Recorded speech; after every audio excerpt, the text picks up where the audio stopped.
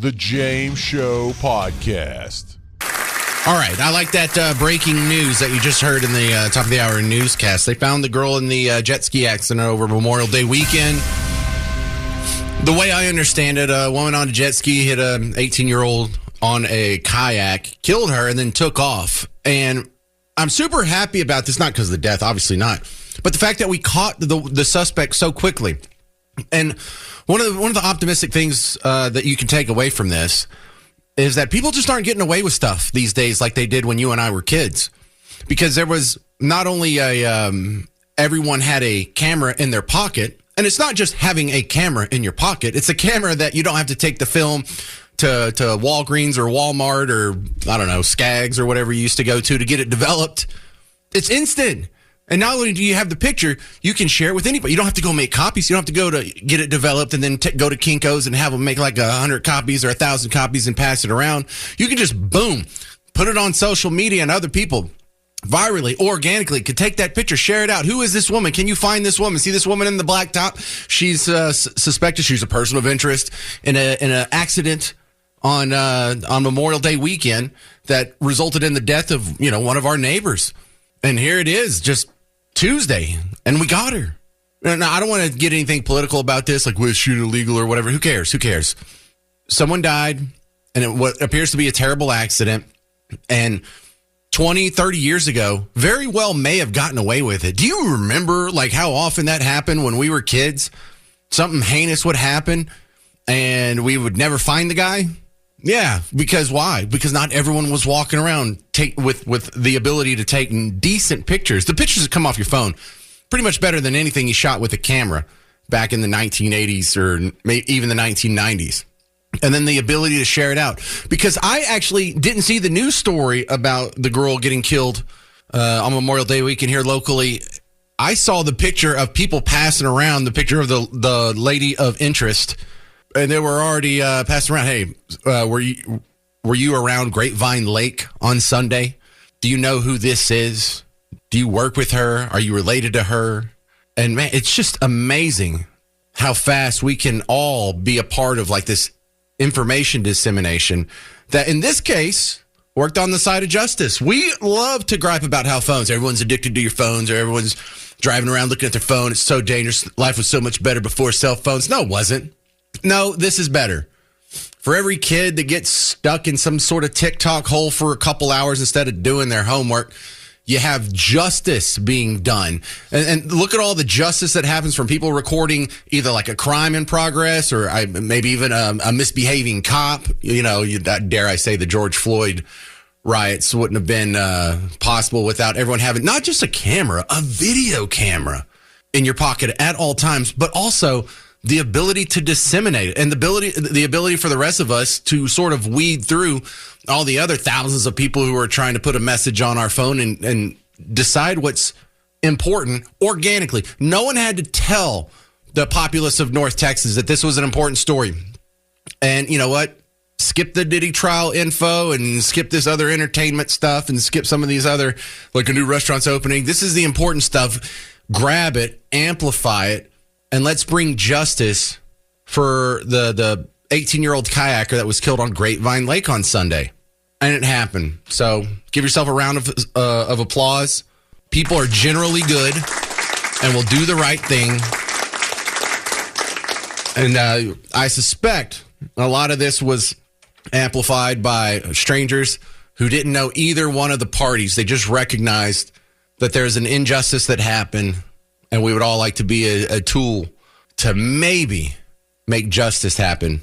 And so positive development. Now, again, this is all allegedly, reportedly. I don't know if this is the right person, or I don't even know how to say her first name properly. But this is something that I just want you to remember the context, because we gripe about cell phones a lot.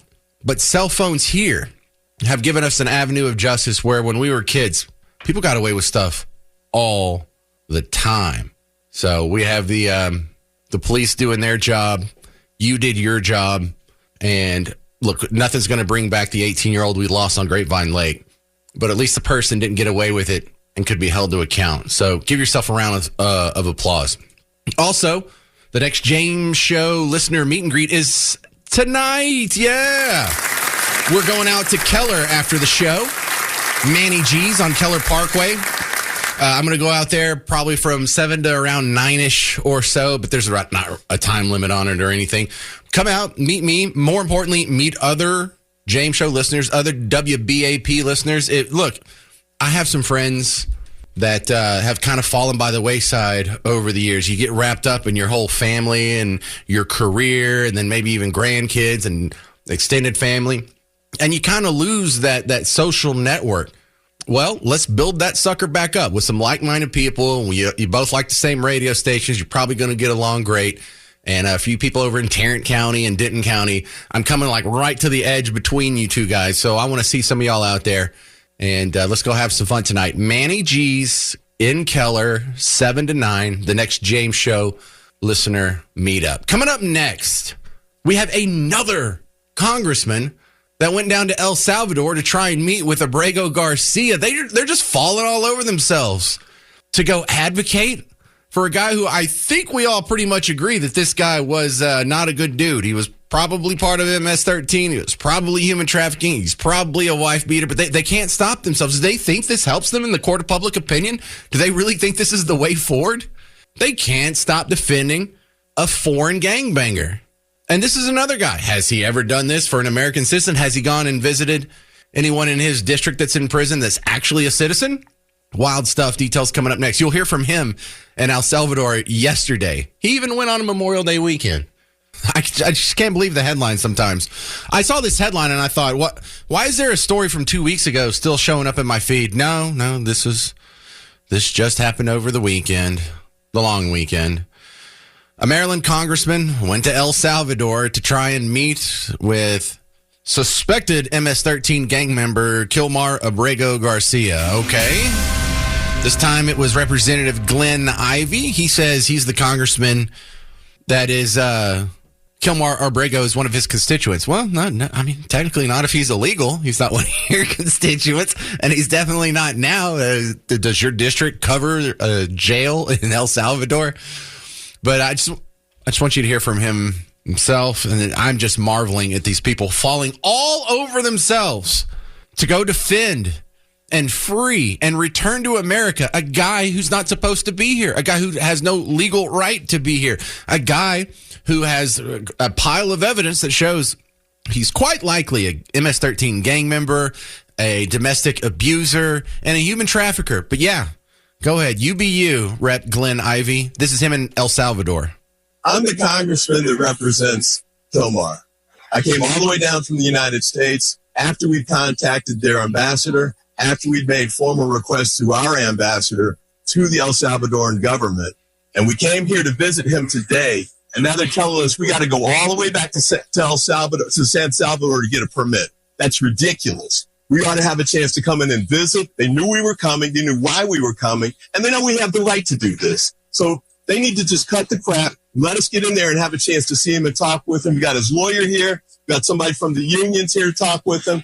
Let us in. Stop playing games. Let us have a chance to talk with him.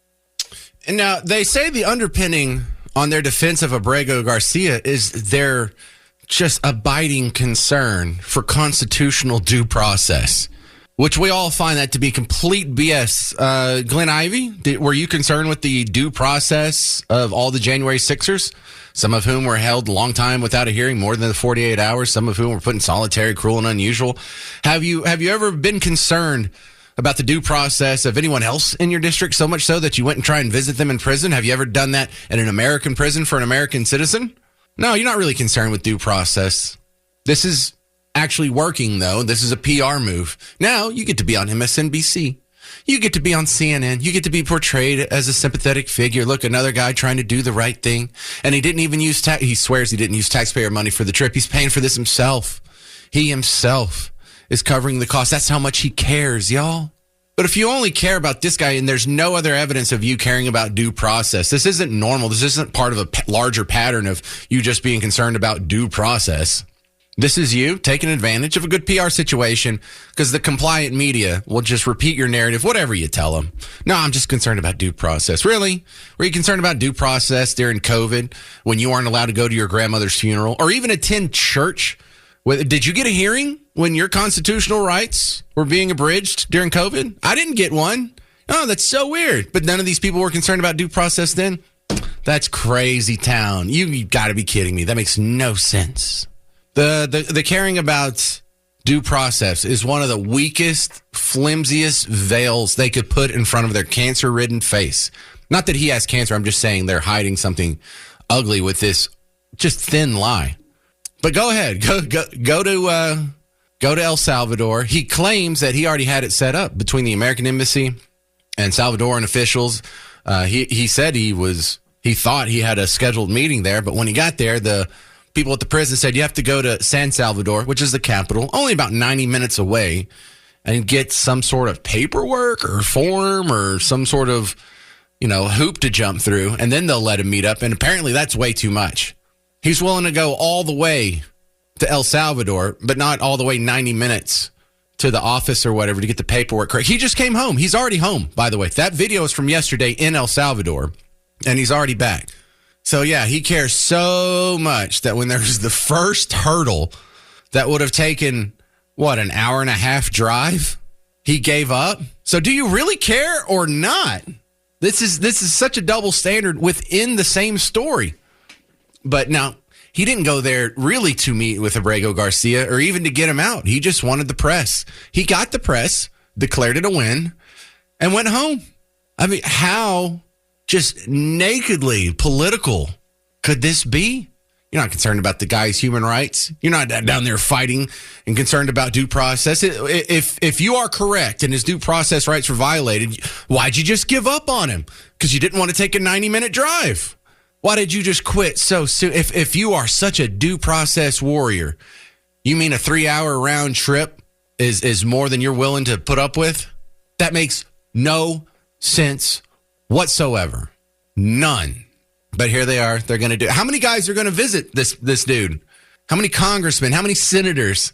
How many people can we go visit an MS-13 gangbanger who's in a prison in his own home country for crimes?